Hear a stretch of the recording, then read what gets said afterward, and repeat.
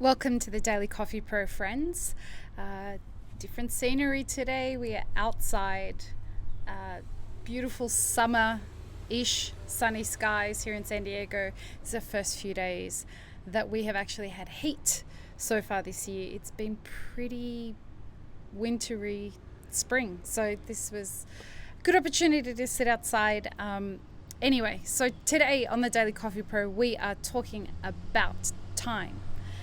And I would just want to apologize in advance for any of the background sound. You may hear trucks, you may hear planes, you may hear birds, you may hear a whole bunch of stuff.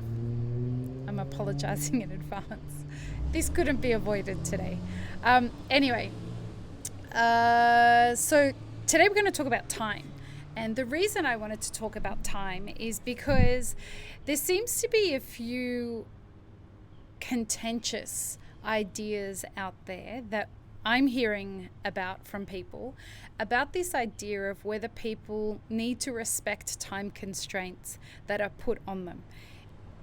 And also there are employers out there that are wondering how they can get their employees to respect time constraints that they are beholden to for a variety of reasons.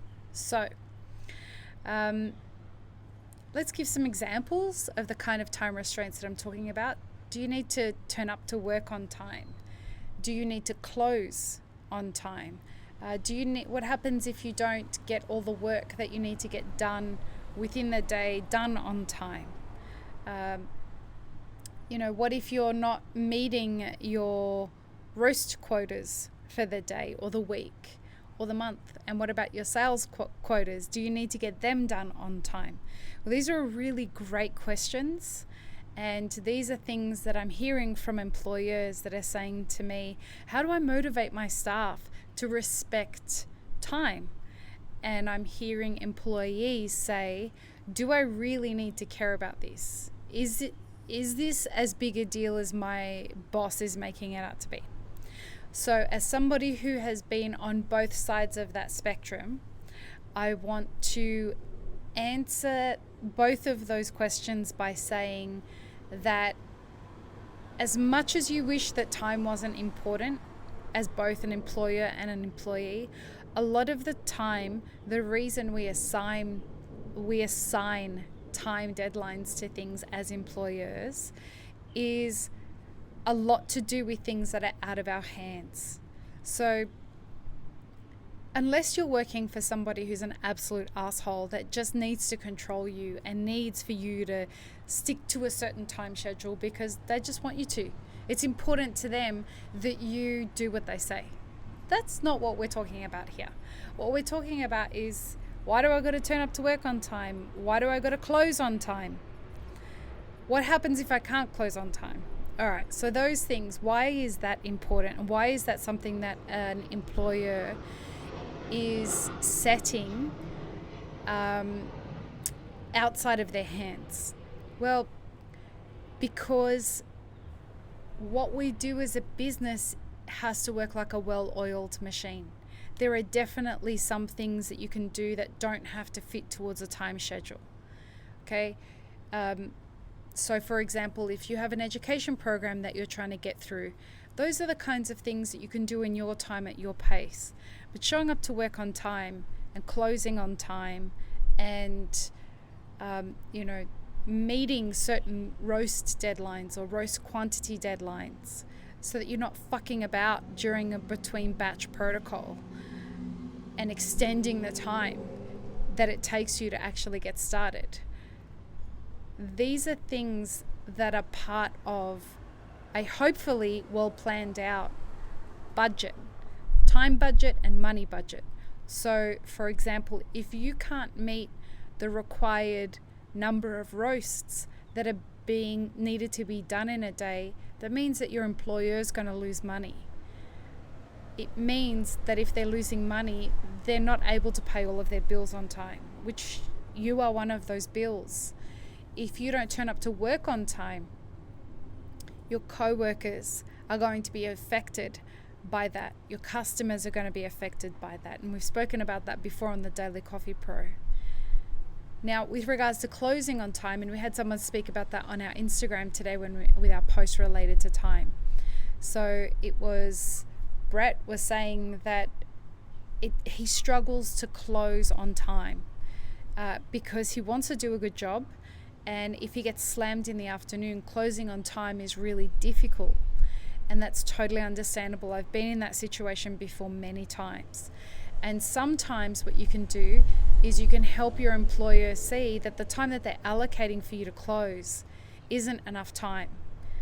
And that's not true for everyone. Like, I know that there have been some people I've worked with who it's taken them like over an hour to close a shop sometimes, when it should take 45 minutes. And definitely half an hour if you've had a really slow afternoon or evening. Depending on, a lot of the stores here in America can sometimes open between like 7 o'clock. Some of them open till 11 o'clock at night. Now, you've got to use the downtime that you've got to be time efficient. Think of time as a currency. Think of it as something that you have to borrow from here and take from here, and do, the seconds. When you're working in a high volume environment, the seconds between customers, the seconds between shots, they're moments when you can wipe down benches. They're moments that you can steal from here and there to get little things done. And they're important. They're important for you to get ahead so that you can maximize the bigger chunks of time that you've got and ensure that you're getting through the work that's required. You shouldn't be dawdling through your day, whether it's in a cafe or in a roastery. That's not what you're getting paid for. That's not what you want to be feeling as an employee. If you're dawdling through your day, you're not doing enough to get the place busy. We have a saying, and I'm sure you've all heard it: if you've got time to lean, you've got time to clean. So make it a point to not have any free time. If you are experiencing a situation whereby you are running out of time during your close, and you're finding that you either have to clock off before you finished so that you are not wasting money that you're not going to get paid after a certain time, so you're clocking off because you have to. You have two options there. You can either do a shitty job and clock off, or you can clock off and work for free and do a really good job. Neither of those things are fair. One is unfair to you, and the other is unfair to your co-workers and your employer. So what I would suggest that you do is, if you are consistently closing late or later than your assigned time, and you're working time that you aren't getting paid for and you're unhappy with it, sit down with your employer and just let them know. Just say, listen, it's taking me longer than I would like, and I'm sure you would like, for me to close a store. I was wondering if you could walk me through the close procedures. Most stores and most roasteries don't have SOPs, standard operating procedures. And if you don't have them, you should have them. Standard operating procedures, or SOPs, as I said. SOPs are great for a closed procedure because they should have a checklist that employees can check off as they go through the afternoon and know that they've got everything done, so that everything is set perfectly for the next day. And the idea behind that is that the closed person has everything ready for the next day's shift. Now, if you don't close properly, you're fucking it up for people who are opening the next day, and that's not okay. It's not fair. It screws up everything. It's the same as, turning up to work late and screwing everybody over. It's not okay, and it's not professional. So if you are finding that your close procedure is taking longer than your boss has allotted for the time that they've given you, then I'd suggest that you pull them aside and just ask for some time to sit there, and in a very generous and open way, ask them if they can show you how you could do things better. Now that will have one of two results. Either you will show them that you don't actually have enough time to do all the things that are expected of you to have the space ready for the next day's shift, or you'll learn from them in some things that you could do that can make things go quicker. Okay, always approach with an open mind, always approach with an open heart, in the sense that if I'm going to learn something here, this is going to better me and I'm going to grow. All right, now if you're an employer, I want you to be open to hearing what your employees have to say about this. You are not being unreasonable by asking people to do things within a time limit, especially if it affects your bottom line or other people. But if you're asking people to do things within time limits just so that you can have control over them, and we all know those people that do that, and you know in yourself if you're doing that, I'm just going to ask you to consider stopping doing that, because all it's going to do is fester a culture of disrespect. Your employees are not going to respect you, and we don't want that for you. We want to build a culture in the workplace. Of course, someone's making a bunch of noise. We want to encourage in your workplace that you have a culture of trust and vibrancy, and people are excited to come to work and excited to work for you. But that doesn't mean letting people run loose and do whatever the fuck they want.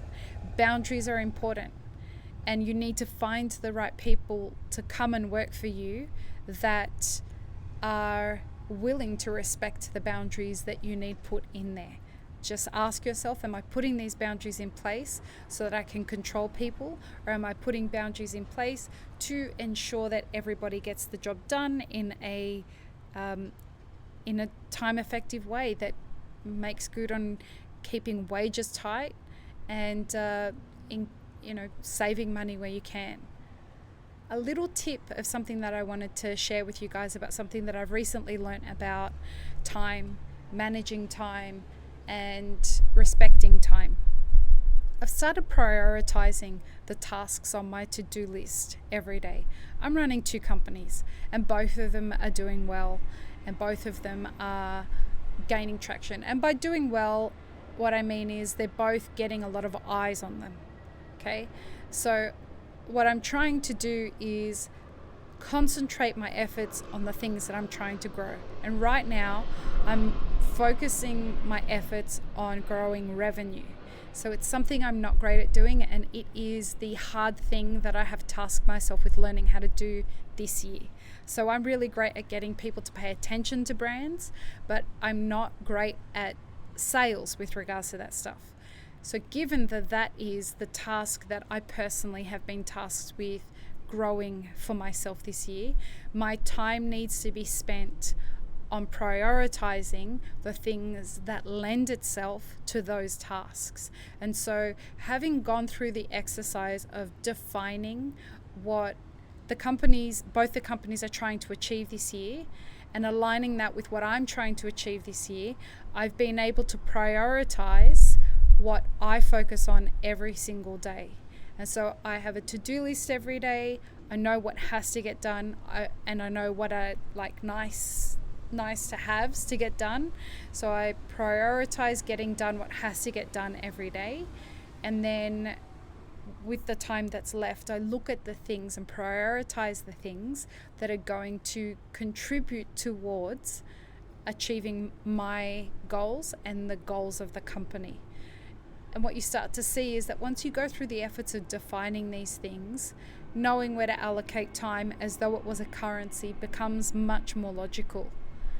I hope that helps for anyone out there that is running a business or going on the vision quest of growing themselves. I'd love to hear your ideas. Please comment below and let me know what your ideas are around time and how you maximize time and how you grow the output that you get from time.